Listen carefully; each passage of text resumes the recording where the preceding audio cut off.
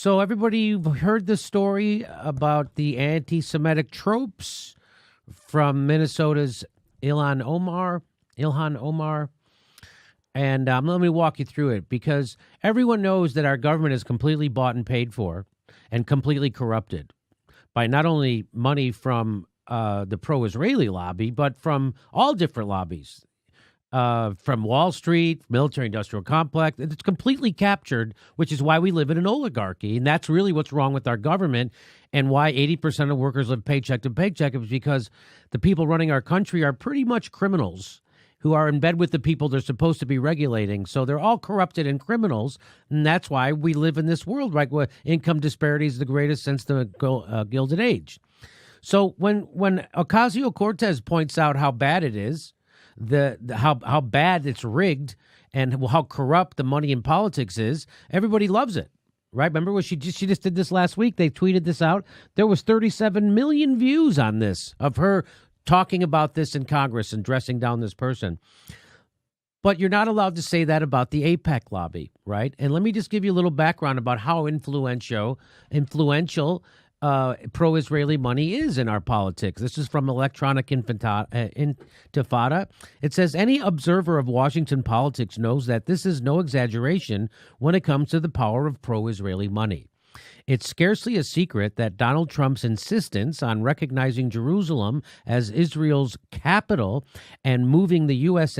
embassy there was in fulfillment of a promise to Sheldon Adelson, the billionaire pro-Israel mogul who was the biggest donor to the president and the Republican Party. By the way, that's a super controversial move. It was roundly condemned for him doing that. And why would you do that? There you go, cash. The influence of Adelson's cash on the United States foreign policy has been enormous, even if the media refused to talk about it. And just last week, 77 out of 100 United States senators voted for the AIPAC-backed Combating BDS Act, which targets the Palestinian Solidarity Movement and violates First Amendment free speech rights of United States citizens. So you know what that is. BDS is boycott, divestment, sanctions. Boycott, divestment, and sanctions. And it's a nonviolent way to pressure the Israeli government to stop oppressing the Palestinians and come to a two-state solution or a solution, and stop having Gaza be an open-air prison, and stop shooting medics at their border, and stop oppressing the people, right? So that's what the BDS is. And we did it in South Africa. It worked. So now people are doing it to Israel. Israel says that's anti-Semitic to single out their horrible behavior when a lot of people are also horrible. That's not a really good defense, but that's what they say, and that's what BDS is. It's boycott, divestment, and sanctions against Israel. And so 77 out of 100 United States senators voted to make it illegal for you to participate in this. Jeffrey Goldberg, a pundit. So that, just so you know how powerful the Israeli, pro-Israeli lobby is in the United States. They're very powerful. Jeffrey Goldberg, the pundit and former Israeli prison guard, recounted in a 2005 article for The New Yorker about a dinner he once had with Steve Rosen. And who's Steve Rosen? He's the director of foreign policy issues at AIPAC.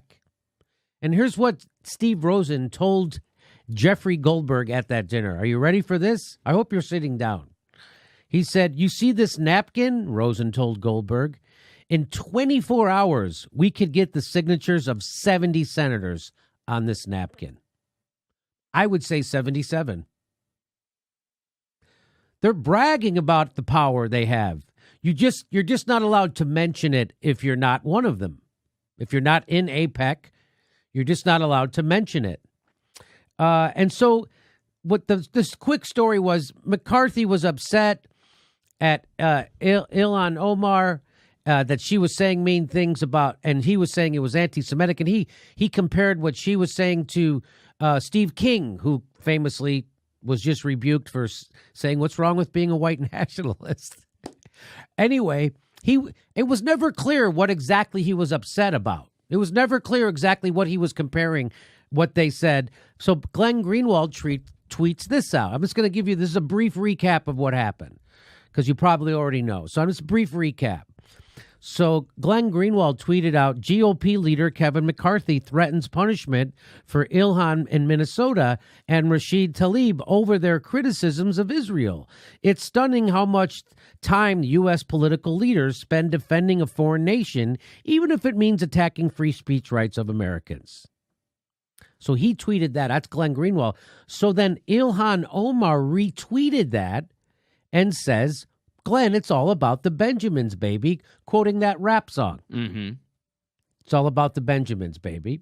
And then someone named Batya Unger Sargon tweeted out, hey, would love to know who Ilhan thinks is paying American politicians to be pro-Israel. And she retweets it and says, AIPAC.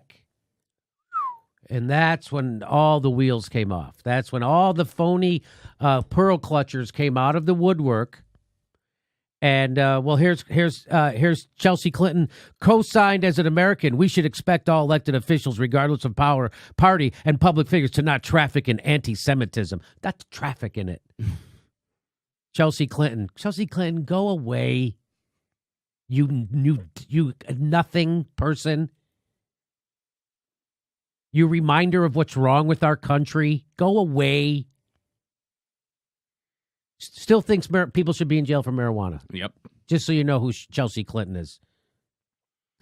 So this woman says, please learn how to talk about Jews in a non-anti-Semitic way. Sincerely, she's saying that to Ilhan Omar. And then Chelsea Clinton says this stupid thing.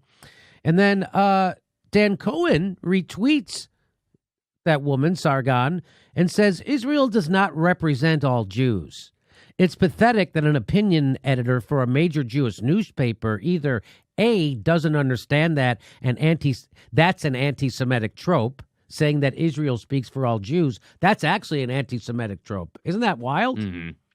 That's the anti-Semitic trope. Of course, what's up is down and black is white, right? A, doesn't understand that that's an anti-Semitic trope, and B, is advancing the trope to smear as critic of Israel's oversized influence in U.S. politics. So that's what's really happening. And you know how I know, and here's how you'll know now, that all this fervor over Ilhan Omar's tweet, it's all about the Benjamins and AIPAC, how it's all phony outrage. How do I know it's phony outrage, and how are you going to know? Because here is Thomas Friedman, celebrated New York Times writer, writing in the New York Times. This was back in 2011. And he wrote about, remember when Benjamin Netanyahu came and spoke to a joint session of Congress, and he did that in defiance of Barack Obama? Imagine if Putin did that. Imagine if Putin came here and addressed our joints, and Obama didn't want him. Anyway, but that's what Netanyahu did. Talk about power.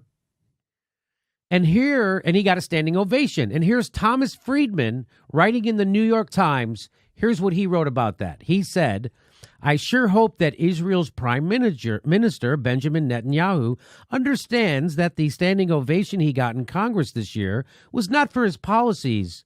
That ovation was bought and paid for by the Israeli lobby. And they all stood up right after they were done signing that napkin. So there wasn't a lot of time. So that's how you know this is all phony. Because no one cared when he wrote that, because everyone knew it was true. Ilhan Omar says basically the same thing, except she's wearing a Muslim headscarf, a hijab, right? That's what they call them.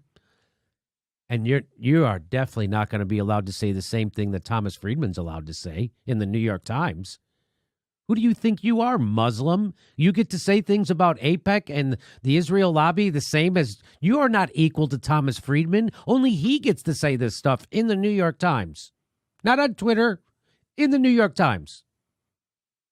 So that's how you know all this is bullshit.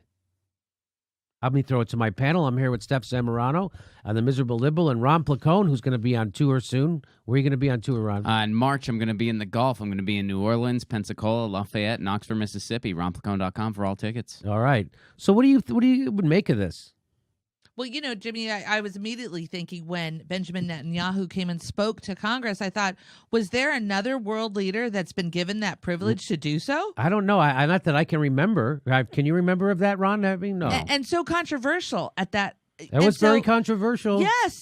Yes. So for me, I really appreciate Glenn Greenwald's support of Ilhan Omar on Yes. this. It's specific, it's direct, and we get it's freedom of speech. And for them to immediately smear her and say that she's anti-Semitic, I'm sitting here reading the tweets and I'm like, that's what they came up with? That's what they came up with. And it's just like I try to warn people, but who am I to warn anybody? But I remember when they started in 2015 with Bernie's a sexist. And I warned them, there's a story you're taught as a kid called The Boy Who Cried Wolf. So when you cry wolf, no one's going to listen to you when there's actually a wolf. So when you say Bernie Sanders is sexist, and there's some people who support him, the most progressive people in the country are sexists and horrible people, Neanderthals. Well, when you actually do bump into a sexist, that term has been diminished. It doesn't have the sting it used to because you're calling somebody who's a great person like Bernie Sanders, who was made an honorary woman by Gloria Steinem in the 90s, somebody who couldn't be farther away from being a sexist. When you call someone like that a sexist, now when Donald Trump shows up, that term sexist doesn't have the sting it should. So when you call people criticizing the lobbying group of Israel, and they're not allowed to, and they're called anti-Semitic for criticizing the lobbying group, now you're diminishing the power of the term anti-Semitism or anti-Semite, and now it doesn't really mean as much as it used to.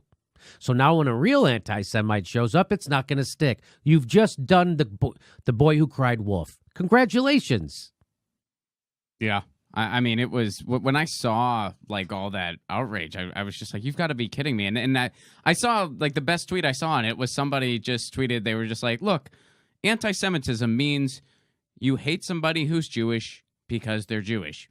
What anti-Semitism doesn't mean is criticizing money in politics. That's not anti-Semitism. That's not anti-Semitism. Nowhere close. Not even close. Thank you very much, Ron. So she did one of these mea culpas where she gave an apology, but I like that her apology, she kind of still stuck it to them. So I'll read it. I'll read it real quick to you. She says, anti-Semitism is real, and I am grateful for Jewish allies and colleagues who are educating me on the painful history of anti-Semitic tropes. My intention is never to offend my constituents or Jewish Americans as a whole. We have to always be willing to step back and think through criticisms, just as I expect people to hear me when others attack me for my identity. This is why I unequivocally apologize. At the same time, I reaffirm the problematic role of lobbyists in our politics, whether it be AIPAC, the NRA, or the fossil fuel industry. It's gone on too long, and we must be willing to address it. That's the kind of apology I like, because she reaffirms what she really means anyway. Hey, sorry I offended you. You guys are fucking ruining shit. Sorry I offended you, but you guys are the problem. That was great. So here's another way to look at it. Look at it this way. This furor is a result of bad faith reading of Omar's tweet about AIPAC. Meanwhile, the Israel lobby and its political allies regularly say things like Palestinians sacrifice their children to make Israel look bad without even 1% of the pushback that this got. Pretty good point, huh? Hey, but here's from the Jewish Worker. That's from the Jewish Worker. They say, look what they're saying. They say a lot. F AIPAC, we're Jews, and F the pro-Israel lobby, we're Jews, and F Congress people who take money hand over fist from pro-Israel lobbyists and PACs, we're Jews, and F the lies Zionists tell to silence opposition, we're Jews, and this isn't anti-Semitism. That's from the Jewish Worker, at the Jewish Worker. Kamala's Harris, as a cop, says, it's outstanding that 99.9% of our elected officials believe a lobbying group is a protected class, and speaking against it is hate speech. This, of course, completely normal. Mm. So there you go. That's we'll end it there. We'll end that. So that's how. So how do you know this is all phony outrage, Thomas Friedman? That's how you know it's all phony outrage. You're welcome.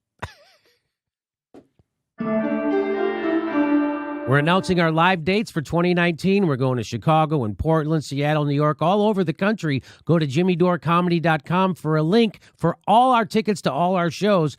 It'll be right underneath there, too. Please become a patron if you like our content and help support the show. You can become a patron for $5 a month, and we give you hours of bonus material. And make sure you're subscribed. They unsubscribe people every day. I'm not kidding. Make sure you're subscribed and click that bell so they give you a notice when we drop a video. It's the only thing we can do to fight back against the bastards. Thanks for your support.